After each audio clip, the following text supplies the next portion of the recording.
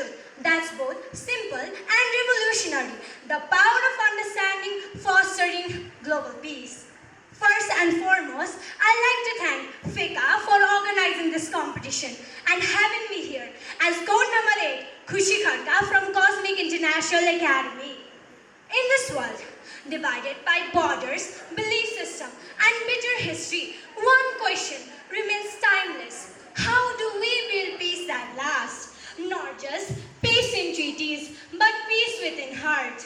We live in the most technologically advanced era in human history. Satellites circle the earth. AI writes poetry. Medical science can reprogram the cell. And yet, we still haven't learned to be more peaceful. I ask all you this. If we are so advanced, why aren't we more peaceful? Across this globe today, conflicts are rising, war is raging, cities are burning, and lives are being lost. From the trenches of Ukraine to the deserts of Gaza, from the shadows of Taiwan to the valleys of Nepal's post-conflict zones. The world is not crying for more weapons, but we are crying for more wisdom. And that wisdom, my friends, is understanding, not passive tolerance, but deep, active, courageous understanding. Why so? Why is understanding the foundation of peace then? Because understanding is not a weakness, it is the strength. To listen when it's easier to argue, to emphasize when it's easier to blame, and to build when it's easier to destroy. See, peace does not mean just the absence of war.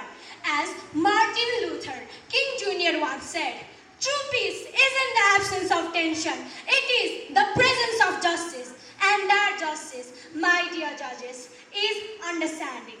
Now, let me take you to a world exploration to let you know what's going in the globe today and to show you that understanding is not a moral virtue, but it is the strategic necessity for peace. First, Russia and Ukraine war started February 24, 2022. According to UNHRC, over 10,000 civilians were killed and more than 15 million were displaced.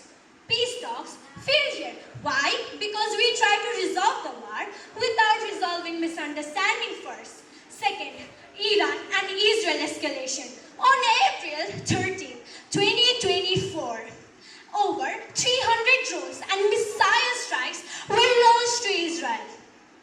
It was going to break into a regional war, but by the back-channel understanding and diplomacy of the US, Qatar, Egypt pushed both the sides back into their brink.